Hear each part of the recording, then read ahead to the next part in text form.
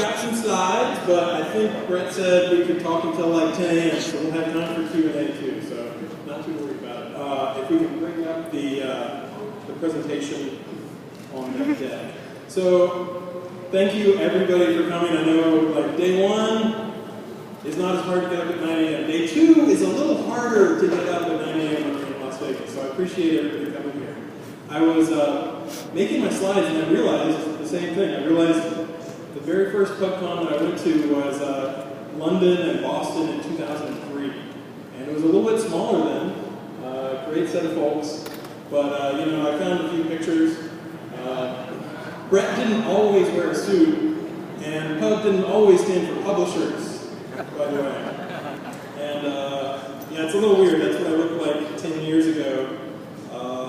That was before all the spammers gave me gray hair. So, all right, but you guys want to hear about what's going on with Google, what's the future, you know, what direction is Google moving in? And one of the best ways to do that is to look at where we've gone. So I want to talk about the state of the index for a few minutes and talk a little bit about the moves that Google's done so that you can predict where's Google going to go in the future. So we've actually doubled down on a lot of what I call moonshot changes. So these are changes that, you know, Larry Page says, think big, like think of the impossible. So the knowledge graph. That's not just taking Wikipedia and making it into something pretty. It's actually trying to understand the entities, the people, the stuff that's really in the world. So my office mate, Amit Singhal, calls this things, not strings. So instead of just matching keywords, you really know what's behind a query. So York, New York Times, Times Square, knowing what the difference is between all those and not just matching up to individual keywords. We've also gotten a lot better at voice search.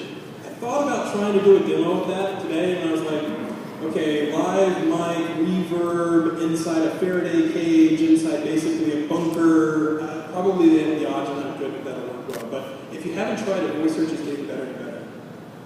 Conversational search sounds like voice search, but it's actually the ability to do queries over a session. So think pronouns. I'll show you an example of that in just a second. Google Now. Sometimes you don't even think to do a query. Sometimes it would be really nice if Google would tell you, hey, you got a meeting at 10 a.m., it's over at the Bellagio, the traffic's pretty bad, you better leave now if you want to make it to your meeting. So it's looking for that space where people aren't even thinking to necessarily do those queries yet. And one of the biggest changes we've been starting to do is something called deep learning.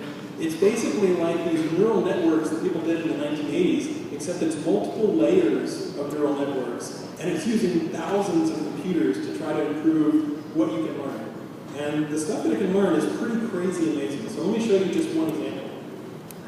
If you take a word and you boil it down into 1,000-dimensional space, so you make it a vector where it's a series of 1,000 numbers, and you make every word into this 1,000-dimensional vector space, the relationships between those words actually tell you something about the semantic meaning of those words. So for example, given China and Beijing, you can say, okay, this word China is here in the space, this word here, Beijing, is here in the space, and the difference between those actually encodes something meaningful. It kind of encodes what is the capital of.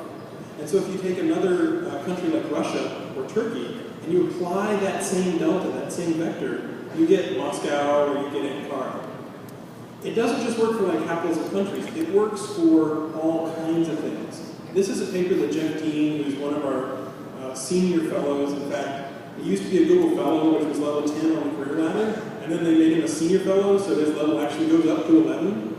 Like, these guys have worked on deep learning where they try to figure out what are the relationships between words. So the first